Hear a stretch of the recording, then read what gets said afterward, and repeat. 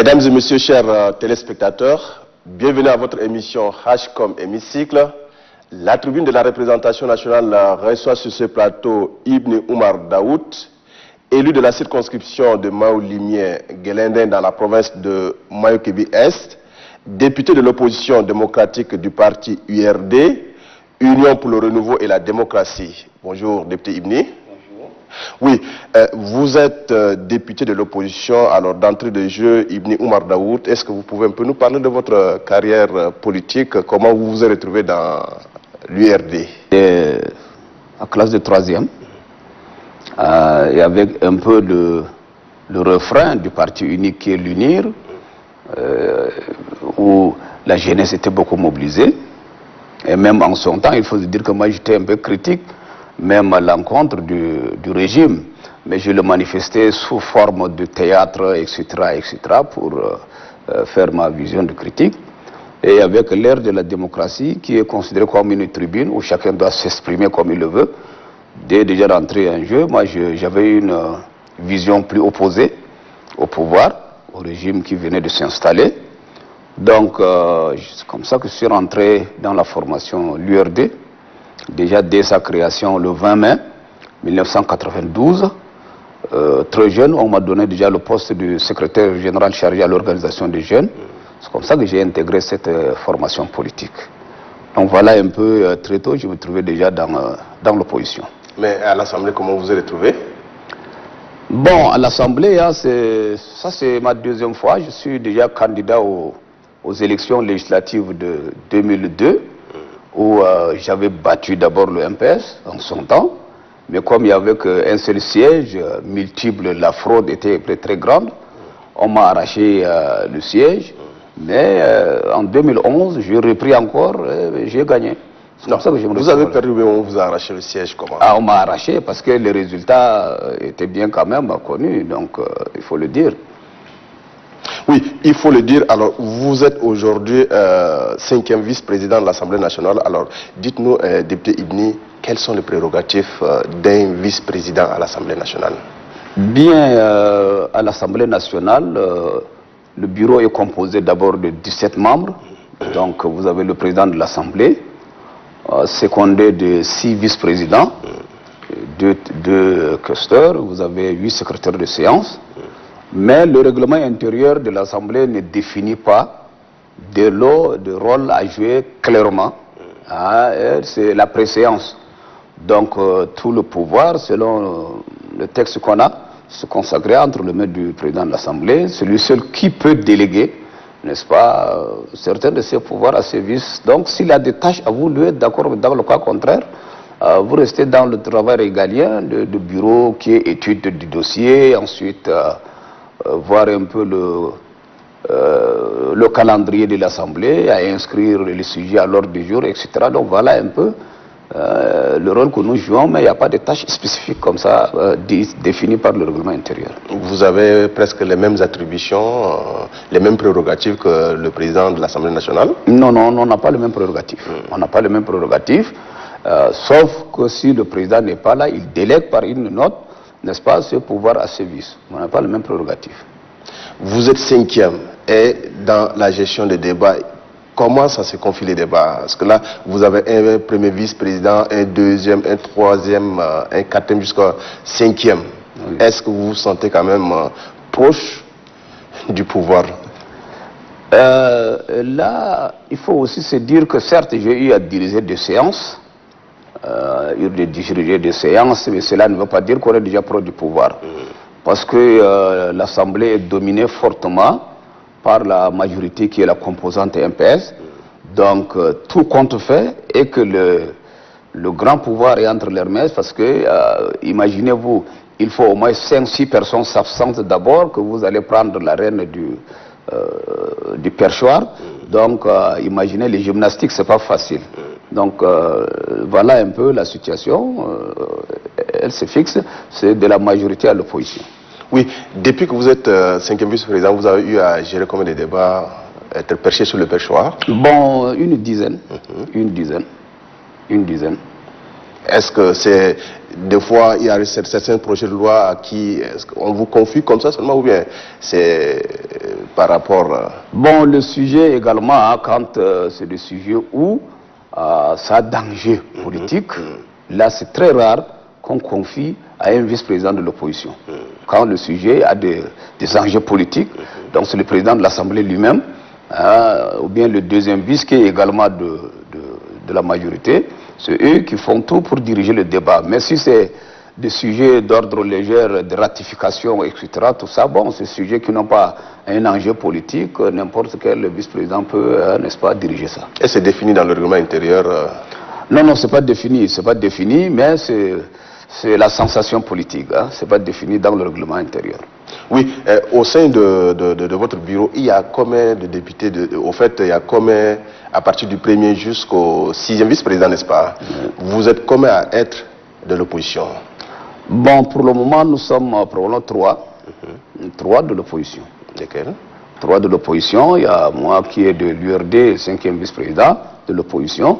Vous avez aussi le 6e vice-président qui est député Rakis, qui est de l'opposition. Et vous avez aussi questeur adjoint qui est de l'opposition, député Lima. Donc, probablement, nous sommes 3 de l'opposition. Oui, 3 de l'opposition dans le bureau.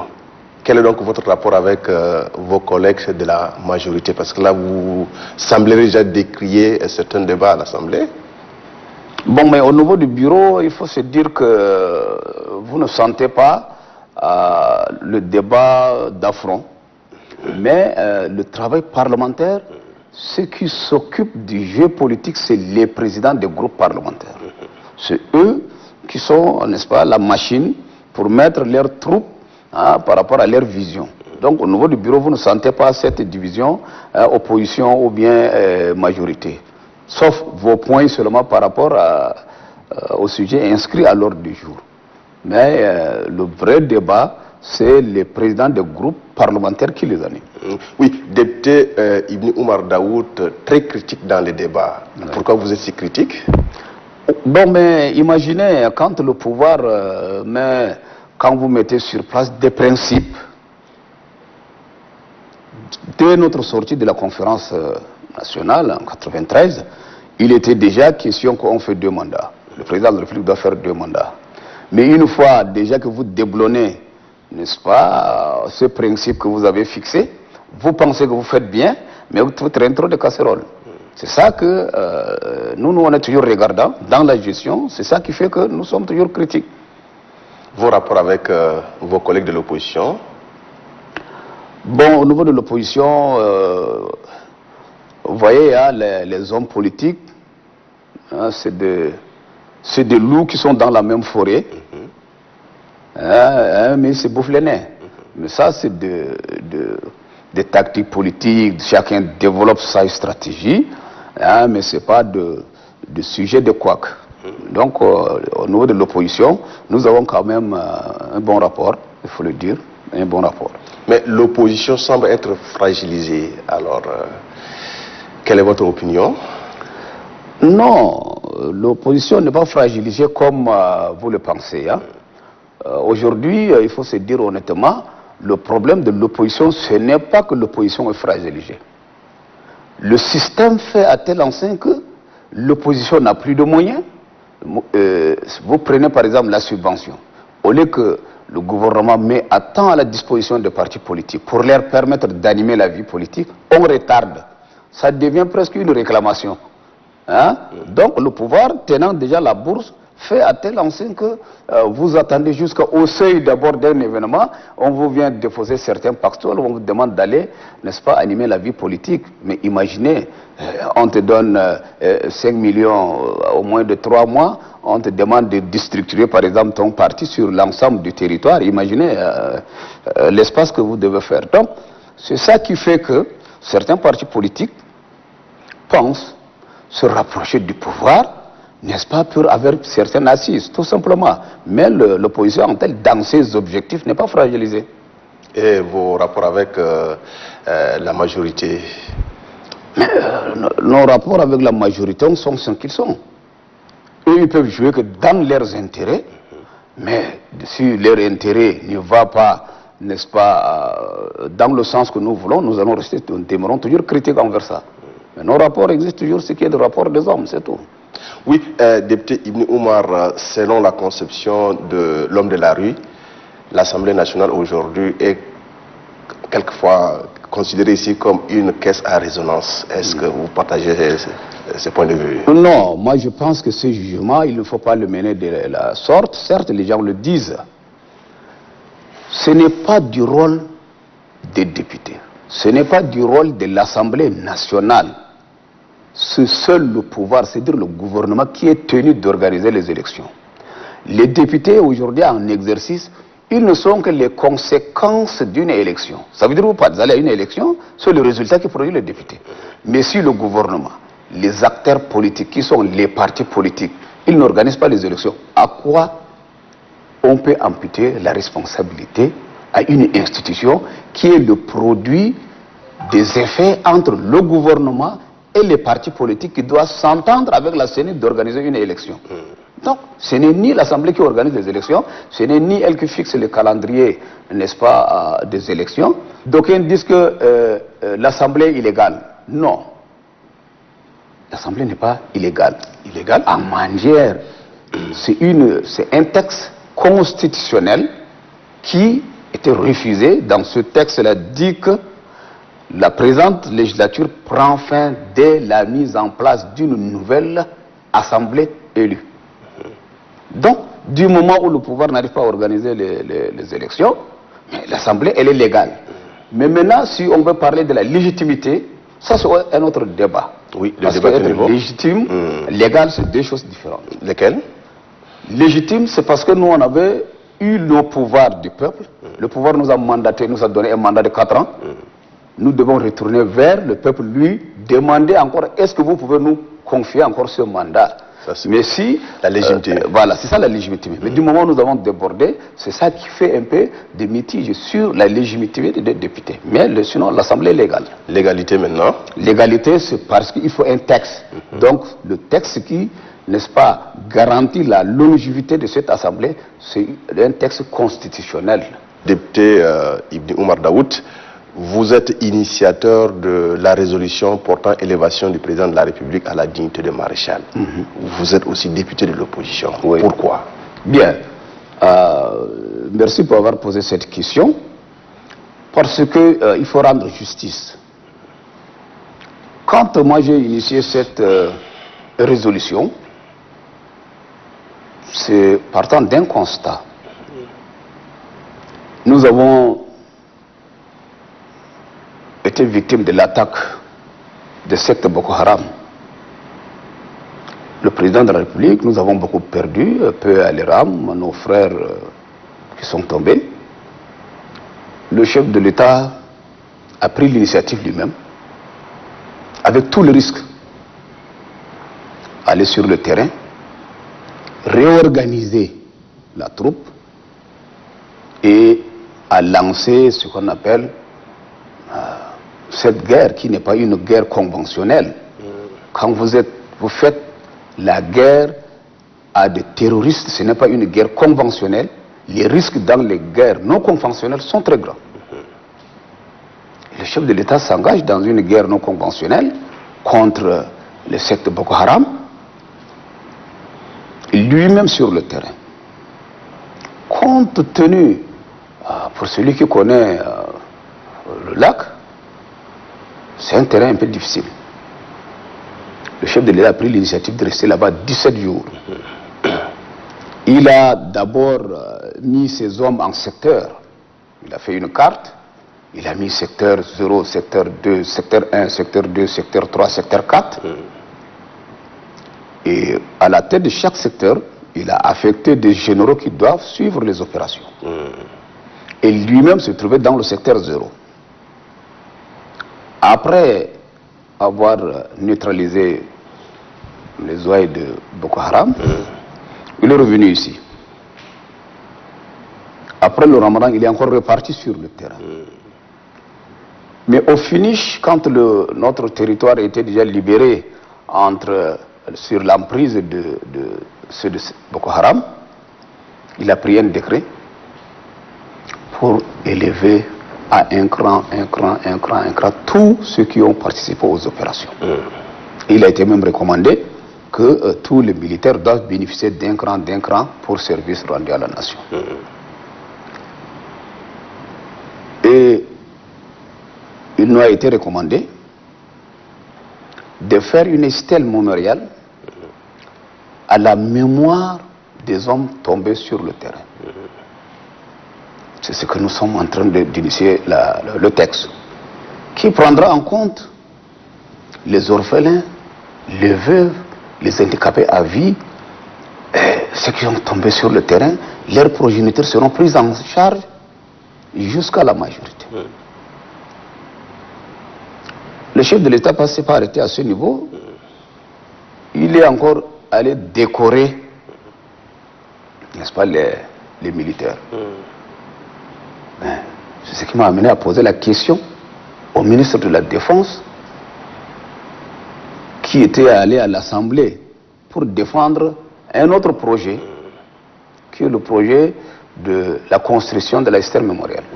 Et je lui ai posé la question de savoir, mais vous partez au combat avec votre chef, vous gagnez la bataille, et vous acceptiez volontiers qu'on vous donne des grades, on vous donne des distinctions, mais pour celui qui vous donne là, qu'est-ce que vous lui avez donné en récompense? Donc, j'ai proposé cette résolution parce que le président de la République, en son temps, avait déjà atteint le summum du grade du Tchad. Oui, 5e étoile. Il est déjà général d'armée. Selon nos textes, il n'y a pas autre grade au-delà de général d'armée. C'était déjà un finish. Et il est déjà président de la République. Mais qu'est-ce qu'il faut de manière distinctive? Cette distinction, c'est une distinction, hein, ce n'est pas un grade, hein, c'est une distinction honorifique à la dignité du Tchad. C'est le maréchal. Le maréchal, par définition, c'est quoi? C'est un militaire qui est dans un combat, il sort victorieux. C'est ça, c'est là on l'appelle maréchal. Donc, c'est ça que cette idée m'a poussé de faire la proposition aux autres collègues que voilà, compte tenu des services rendus par notre armée, mais c'est grâce également à l'initiative de son chef suprême, qui est le président de la République, donc il faut également lui donner cette distinction honorifique pour service rendu. Donc voilà un peu ce qui m'a animé. Et également, dans le discours précédemment, dans le discours du président de l'Assemblée nationale, le président de l'Assemblée, plus les 6 présidents des groupes parlementaires, ils se sont portés à Bohoma, à Bagasola, pour aller féliciter le président de la République. Dans le discours du président de l'Assemblée nationale, il a bien écrit que est-ce qu'il est encore nécessaire de vous appeler général d'armée. Le grade général d'armée, dans le discours du président, il a écrit ça entre griffes. C'est ce qui suppose, dans leur tête, même ceux qui sont allés à Bagasola, pensaient que déjà que le grade de général n'était pas suffisant. Mais ils ne pouvaient pas l'exprimer. J'ai lu comme ça dans leur tête. Donc, tous ces éléments réunis m'ont poussé à faire cette initiative de la proposition de la résolution. Oui, c'est 26 juin 2020 était inscrit à l'ordre du jour la construction, projet de résolution portant construction d'une stèle mémoriale à Bohoma. Et subitement, est-ce que réellement il y a eu respect de la procédure législative? Que dit le règlement intérieur de l'Assemblée nationale? Parce que le sujet n'était pas inscrit à l'ordre du jour. Très bien. En ce qui concerne la procédure voudrait que on fait un exposé de motifs, on fait la résolution, on la fait signer par un certain nombre de députés, nous l'inscrivons à l'ordre du jour dans un calendrier, nous déposons ça à la commission concernée pour étude et rapport à la plénière.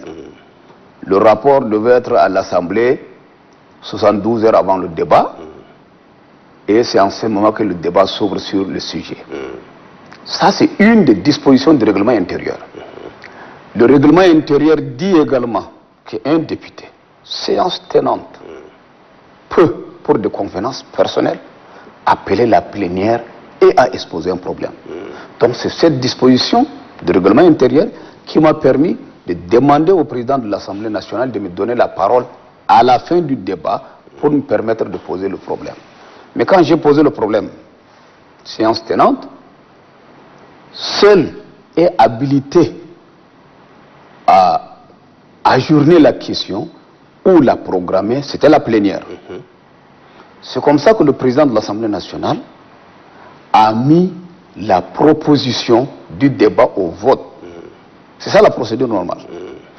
Quand la procédure réglementaire n'est pas suivie, maintenant on est obligé d'utiliser les dispositions qui nous permettent de rendre ça légitime dans la salle. Ce qui est légitime, c'est que le président de l'Assemblée devait mettre ça au vote. Donc quand il a mis ça au vote, les gens ont approuvé 146 voix pour l'inscription, n'est-ce pas, du sujet à l'ordre du jour. Donc, il n'y a plus de débat. Donc, toute la procédure, la plénière, elle est souveraine de toutes ces décisions. Donc, l'Assemblée souveraine, elle a décidé de l'inscrire à l'ordre du jour.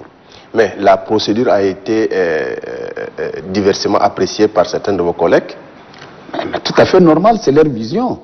C'est tout à fait normal. Ils voudraient qu'on ajourne ça, on reparte à l'inscription à l'ordre du jour, ajourner le débat à un autre jour, que même si l'inscription séance tenante, c'est le même résultat.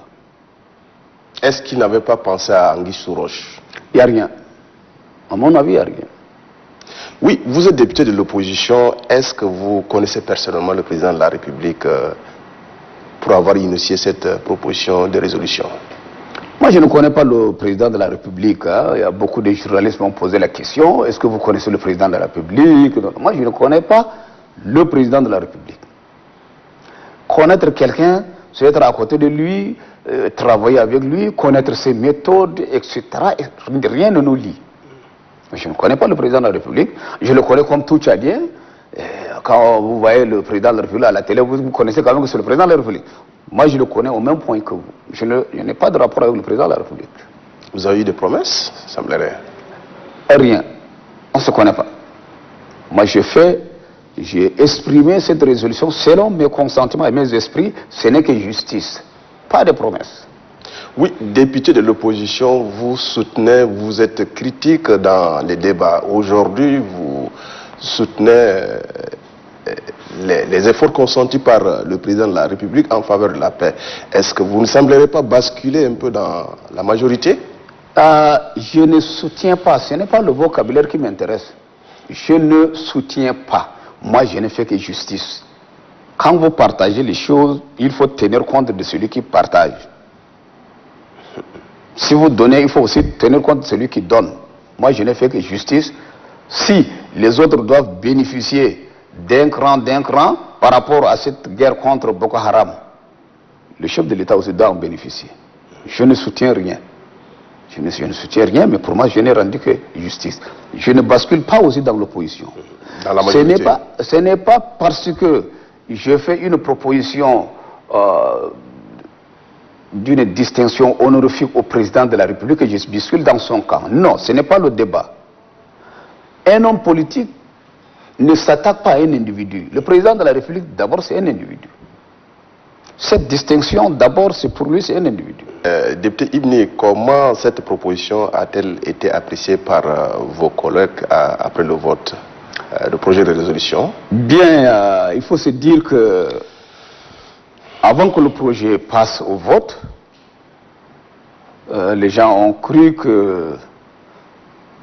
qu'il manquait un certain nombre de procédures.